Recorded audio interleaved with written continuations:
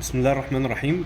معانا دلوقتي فيديو لشرح شاشة الفلوباك والتشغيل. أول حاجة ده زرار الباور اللي بنشغل منه المكن. تمام.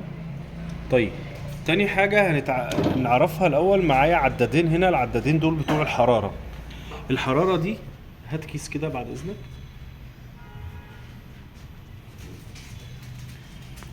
الحاجة تتحكم معايا في حاجتين: حرارة الكيس الخلفية والحرارة اللي هي الجانبية.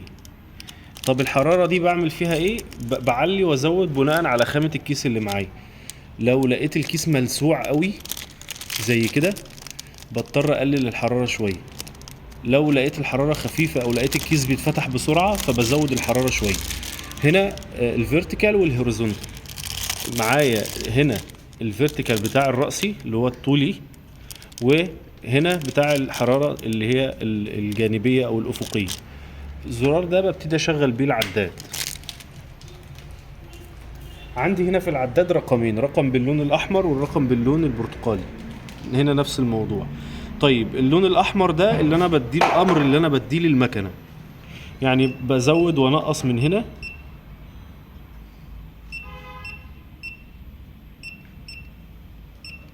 هنا زود كده 24 كده 23، بعمل 6 بديله الرقم ده. الرقم الاحمر ده بيديني القرايه الفعليه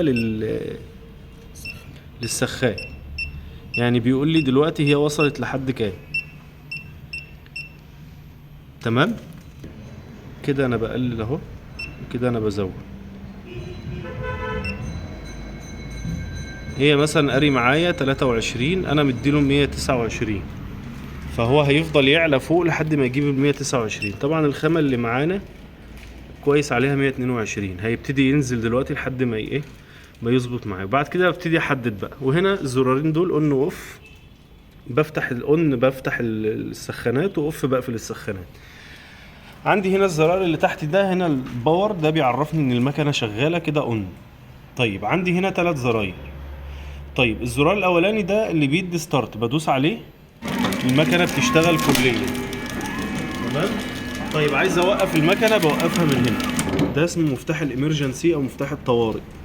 مفتاح الطوارئ ده شغلته ان هو بيدي، يعني بيخلي المكنه زي مشلوله حرفيا، مفيش اي جزء في المكنه يتحرك خالص الا لو فكيت المفتاح بالشكل ده كده، طلع لبره كده، المكنه ترجع تاني تشتغل.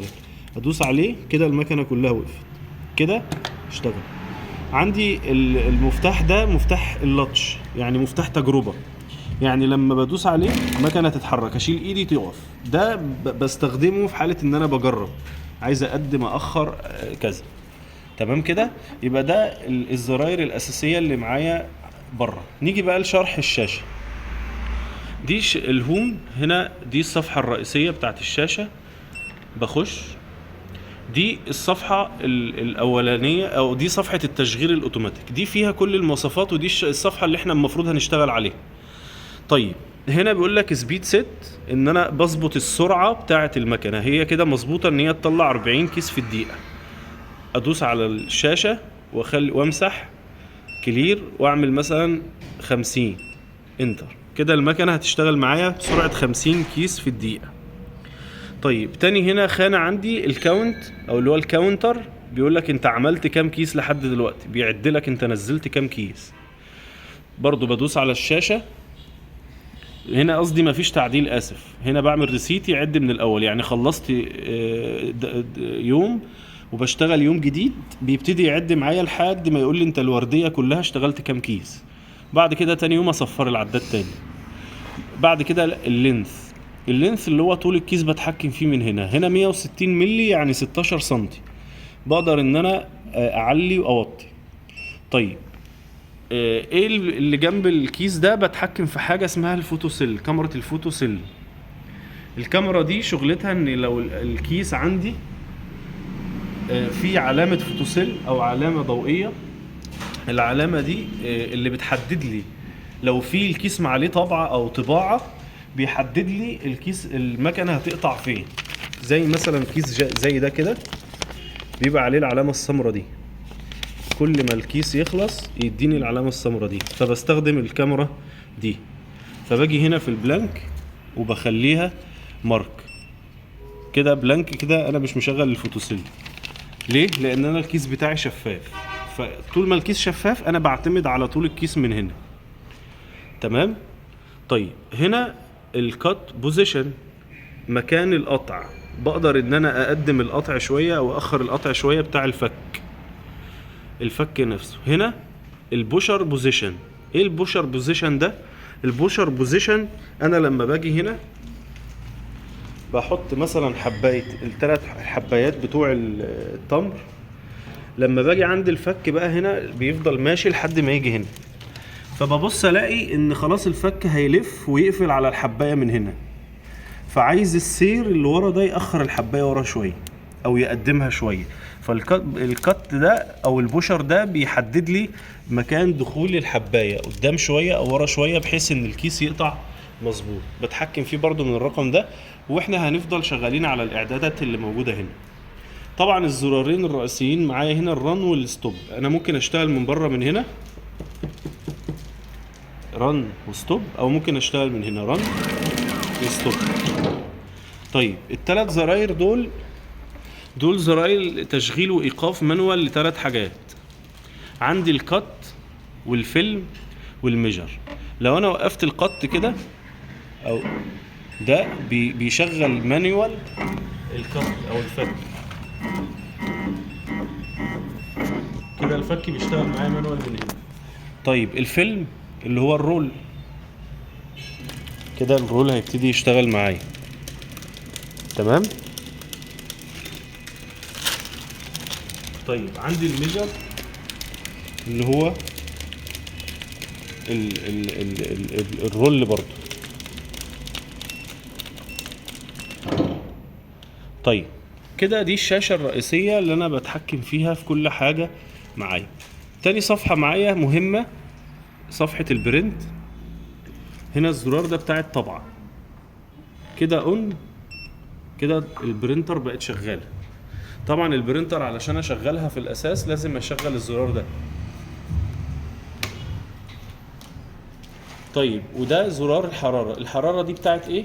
الحرارة دي بتاعت الانك، بتاعت هنا في وحدة سخان اللي بتسخن الحبارة ديت علشان تبتدي تطبع معايا.